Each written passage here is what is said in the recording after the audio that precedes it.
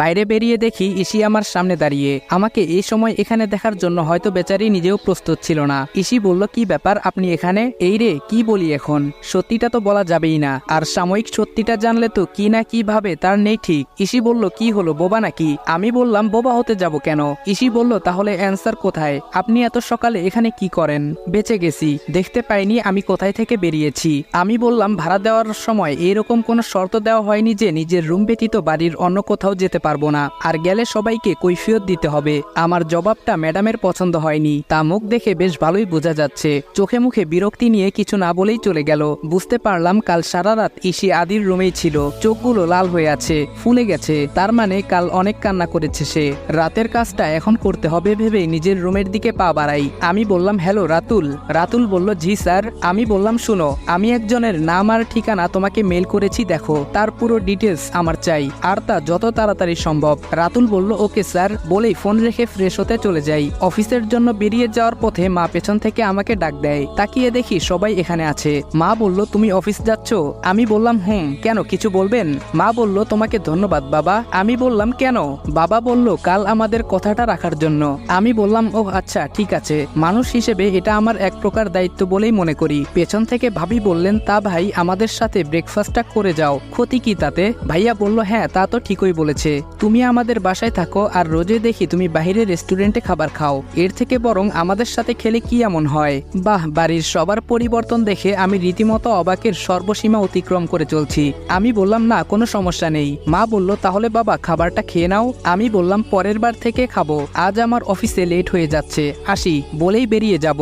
দেখলাম আমার আগেই বেরিয়ে গেছে ইসি। সবাই ওর যাওয়ার দিকে তাকিয়ে আছে। আমি কিছুক্ষণ তাকিয়ে থেকে বেরিয়ে গেলাম। অফিসে ঢোকার পরপরই ম্যানেজারের রুমে ডাক পড়ে যায়। শালা ম্যানেজার আমার কাজে ব্যাঘাত ঘটিয়ে দিল। ওই দিনের খবরটা পাওয়ার পর সে ছুটি বাতিল করে অফিসে চলে আসে। আমি বললাম, স্যার আসবো? ম্যানেজার বলল, আয়। আমি ভেতরে ঢুকে গেলাম। ম্যানেজার আমার কাঁধে হাত রেখে বলল, রাজ, আমি দুঃখিত ভাই, সেদিন না জেনে তোর উপর দোষারোপ করেছিলাম। ওইখানে যে হারামি ছিল সে ধরা পড়েছে, আমায় তুই মাফ করে দিস কেমন? আমি বললাম, কি বলছেন স্যার, মানুষ মাত্রই ভুল, আর আমার আপনার প্রতি কোনো অভিযোগ নেই। এইসব টুকটাক কথা বলে ম্যানেজারকে কিছু পাম দিয়ে বেরিয়ে এলাম। তবে খুব চিন্তা হচ্ছে, কারণ সেদিন তো সেখানে আমি আর অগ্নি ছিলাম। তাহলে ম্যানেজার কাকে ধরেছে বলল? অগ্নিকে ফোন দিয়ে দেখে নেই, কিন্তু আশ্চর্য, অগ্নি ফোন তুলছে না। 3বার কল দেওয়ার পর ফোন সুইচ অফ বলছে। এবার টেনশন হতে লাগলো। আয়াসকে ডায়াল করে জানতে পারলাম রাতুল আর অগ্নি নাকি বাসায় ছিল। সে বের হবার সময় দেখেছে। রাতুলের নম্বর পর্যন্ত বন্ধ। নীরবকে ফোন দিলাম। আমি বললাম, হ্যালো নীরব। নীরব বলল, হ্যালো স্যার। আমি বললাম, কোথায় তুমি? নীরব বলল, স্যার আমি তো একটা দরকারে বাইরে বেরিয়েছি। আমি বললাম, রাতুল আর অগ্নি কোথায়? নীরব বলল, স্যার ওরা বাসায় আছে। আমি বললাম, তুমি শিওর? নীরব বলল, হ্যাঁ। কি হয়েছে স্যার, কোনো সমস্যা? আমি বললাম, তখন থেকে ওদের ফোনে ট্রাই করছি, কিন্তু পাচ্ছি না। নীরব বলল, ও সরি স্যার, বলতে ভুলে গেছি, ইলেকট্রনিক কিছু সমস্যার কারণে ওদের দুজনের ফোনেই সমস্যা হয়েছে। আমি এর জন্যই বাইরে এসেছি জিনিসপত্র নেওয়ার জন্য। আমি বললাম, থ্যাংক গড। ঠিক আছে, তুমি সাবধানে বাসায় যেও, বলেই ফোনটা কেটে দেই। কিছুটা নিশ্চিত লাগছে এখন। ফোনটা রেখে চেয়ারে হেলান দিয়ে বসে কপালে স্লাইড করতে করতে কিছু একটা ভাবছি। তখন কেউ দরজায় নক করছে। স্যার আসবো?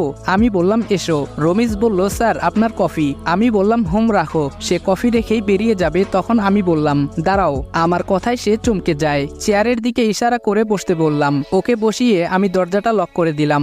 আমি বললাম, রমিজ দেখো, ভয় পাওয়ার কিছু নেই, আমি তোমার মতোই একজন মানুষ। সেদিন তুমি কিছু বলতে চাইছিলে, দুর্ভাগ্য আমি শুনতে পারিনি। এখন বলো প্লিজ, তুমি কি জানো? রমিজ বলল, স্যার আমি মেলা বছর এই অফিসে পিয়নের কাম করি, তাই এতদিন কাজ করার অভিজ্ঞতা থেকে আপনার মতো কাউকে বিশ্বাস করতে মন সায় দেয় নাই। আমি বললাম, নির্ভয়ে বলো। রমিজ বলল, স্যার এই অফিসটা একটা দেয়াল মাত্র, যার ওপারে অনেক অনৈতিক কাজ চলে। কথাটা সে ভয়ে ভয়ে এক প্রকার মুখ ফসকেই বলে ফেললো। তবে খুব বুঝতে পারছি সে এখন আরো বেশি ভয় পাচ্ছে, ভাবছে আমি হয়তো সেই দলেরই কেউ।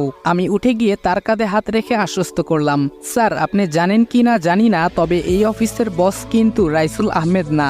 আমি একটু অবাক হওয়ার অভিনয় করে বললাম, কি বলছো কি তুমি? তাহলে কে? আমি তো রাইসুল সাহেবকেই বস ভাবি। রমিজ বলল, না স্যার, রাইসুল সাহেব বস না, উনি ম্যানেজার। তয় বস রে কেউ চিনে না, কোনোদিন কেউ দেখেও নাই। রাইসুল সাহেব সব পরিচালনা করেন। আমি বললাম, তুমি এসব কি করে জানো? রমিজ বলল, সাব দেওয়ালেরও কান আছে, আর আমি তো মানুষ, সারাদিন অফিসে কাম করি। আমি বললাম তার মানে তুমি আড়ি পেতে লোকের কথা শুনো, তাই তো? কথাটা শুনে রমিজ কিছুটা ভরকে গেল। রমিজ শুকনো একটা ঢোক গিলে বলল, না সাব, তা না। আমি বললাম তাহলে কি? রমিজ বলল, স্যার কিছু কিছু কথা আসতে যেতে নিজের কানে এমনিতেই চলে আসে, তাতে আমার কি করার আছে আপনি বলেন স্যার। আমি বললাম আর কি কি জানো বলো। সে এতক্ষণে বুঝে গেছে আমার সাথে এসব শেয়ার করে ভুল করে ফেলেছে, তাই কাচুমাচু হয়ে বলল, আমি আর কিছু জানি না সাব। আমি বললাম দেখো আমি জানি তুমি অনেক কিছুই জানো, কিন্তু এখন যদি না বলো তাহলে তোমার এতক্ষণের কথা সব রেকর্ড করা আছে, সব ম্যানেজারকে শুনিয়ে দেব। রমিজ বলল, স্যার বিশ্বাস করেন আমারে, আমি কিচ্ছু জানি না, পেটের দায়ে কাজ করি। আমি বললাম বুঝছি, তুমি আর কিছু বলবে না, যাও যা বলার আমি ম্যানেজারকেই বলবো। রমিজ বলল, আপনার পায়ে পড়ি সাব, আল্লাহর দোহাই লাগে, কিছু কইেন না সাব, তাহলে আমারে জানে মাইরা দিব, বাঁচান আমারে সাহেব। আমি বললাম ওঠো। আমি রমিজকে উঠানোর সাথে সাথেই কেউ দরজায় নক করলো। মেজাজটা ঠিক 440 ভোল্ট হয়ে গেল। কোন শালার? আরে আপনি, আসুন আসুন। ইসি বলল, বিরক্ত হচ্ছেন মনে হয়। আমি বললাম কেন? ইসি বলল, না দেখে মনে হলো। আমি বললাম সব সময় নিজের ভাবনাটাকে ঠিক ভাবাটাও কিন্তু ভুল মিস। ইসি বলল, ইশিতা জামান। আমি বললাম ও আচ্ছা, নাইস নেম। ইসি বলল, আপনার সাথে গল্প করতে আসিনি। আমি বললাম আমি কখন বলেছি এটা? ইসি বলল, ফাইলগুলো নিন। আমি বললাম এইগুলো কি আমার কাছে জমা দেওয়ার জিনিস? ইসি বলল, সেটা আমি কখন বললাম? আমি বললাম দেখো ইসি, দেখুন মিস ইশিতা, আপনি কিন্তু রীতিমতো তর্ক করছেন।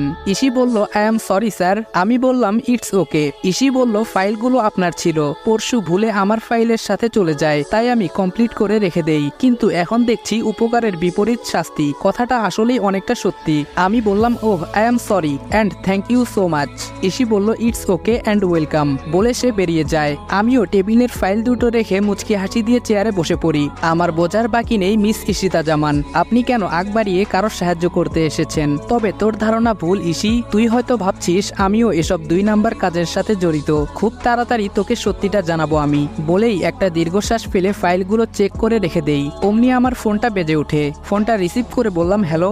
অপর সাইড থেকে আয়াস বলল, হ্যালো স্যার, কেমন আছেন? আমি বললাম ভালো, তুমি? আয়াস বলল, জি ভালো। আমি বললাম খবর কি বলো? আয়াস বলল, খবর তো তেমন কিছু নেই স্যার, শহরের সব বড় বড় বিজনেসম্যান আর পলিটিশিয়ানদের খোঁজ নিয়ে দেখেছি, এর মধ্যে কাউকেই ধোয়া তুলসী পাতা পাইনি স্যার, তবে আরসি এর কোনো হদিশ মেলেনি। আমি বললাম হাল ছেড়ো না, খোঁজ চালাও, কেউ না কেউ তো হবেই এদের মধ্যে। আয়াস বলল, ওকে স্যার। আমি বললাম নিজের খেয়াল রেখো আর মন দিয়ে কাজ করো, অল দ্য বেস্ট। বলেই ফোনটা রেখে নিজেও কম্পিউটার অন করে কাজে লেগে পড়ি। আজ রাতে একবার সেই স্কুল ঘর এরিয়াতে যেতে হবে।